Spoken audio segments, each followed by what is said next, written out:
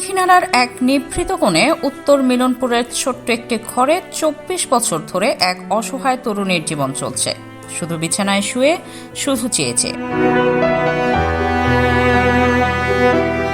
তার নাম আয়েশা আক্তার। জন্মের পর থেকেই তার মাথা স্বাভাবিকের চেয়ে অনেক বড়। পা দুটো কখনো সোজা হয়নি, শরীর কখনো উঠে দাঁড়ায়নি। জীবনের প্রতিটি দিন, প্রতিটি রাত কেটেছে শুধু একই বিছানায়, চার দেয়ালের মাঝে বন্দী হয়ে। ২৪ বছরের এই যুদ্ধে তার একমাত্র সঙ্গী বৃদ্ধ মা আহের বানু। ৬৫ বছর বয়সী এই অসহায় মা, যিনি স্বামী হারিয়েছেন মেয়ের জন্মের মাত্র ৮ বছর পর। তারপর থেকে একাই সংসারের হাল ধরেছেন আর সারাদিন রাত মেয়ের সেবা করে যাচ্ছেন। খাওয়ানো, গোসল করানো, শৌচাগারের কাজ, ঔষধ খাওয়ানো, সবকিছু একা এই বৃদ্ধ মায়ের হাতে। বয়সের ভারে শরীর ভেঙে পড়ছে, কিন্তু মায়ের মন ভাঙেনি। তবু চোখের কোণে জল চিকচিক করে।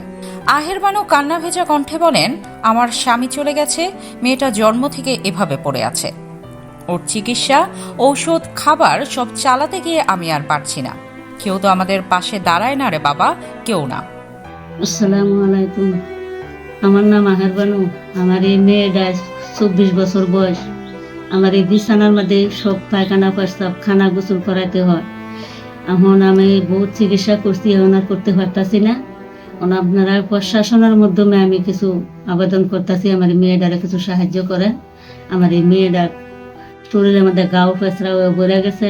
এখন আমি যদি এই গাও ফেসরাটা একটু সারাইতে পারি, আমার এই সাহায্য একটু আপনারা প্রশাসনের মাধ্যমে চাইতেছি। আমি আমার এই মেয়েটা খুব অসহায়। ২৪ বছর আমি টানতাছি, পালতাছি কষ্ট করে। স্বামী নাই আমার, অনেকদিন ধরে আমি কষ্ট করতেছি। দিন যত যাচ্ছে আয়েশার শরীর আরো দুর্বল হয়ে পড়ছে। কথা বলতে কষ্ট হয়, শ্বাস নিতেও কষ্ট হয়, কিন্তু তার চোখ দুটো এখনো কথা বলে, যেন বলতে চায়, আমিও বাঁচতে চাই, আমিও একটু স্বাভাবিক জীবন দেখতে চাই।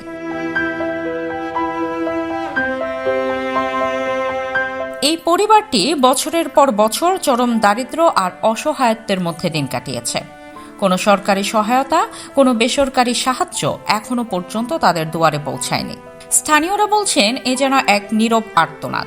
একজন মা তার প্রাণের চেয়েও প্রিয় সন্তানকে বুকে আগলে রেখে লড়াই করে যাচ্ছেন মৃত্যুর সঙ্গে। কবাখালী ইউনিয়ন পরিষদ চেয়ারম্যান নরেশ চাকমা বলেন, এটা অত্যন্ত মানবিক ও হৃদয় বিদারক ঘটনা। আমরা পরিবারটির খোঁজ নিয়েছি, দ্রুত সহায়তা পৌঁছে দেওয়ার চেষ্টা চলছে। ৩ নং কবাখালী ইউনিয়নের ৭ নং ওয়ার্ডের আয়েশা আক্তার, বয়স হতে ২৪ বছর, মৃত আথাবালির মেয়ে। উনি জন্মগতভাবে প্রতিবন্ধী। তো আমার কবাখালী ইউনিয়নের সরকারি যতগুলো সুযোগ সুবিধা আছে এগুলো আমরা দিয়ে থাকি এবং ভবিষ্যতে আমাদের এটা চলমান থাকবে।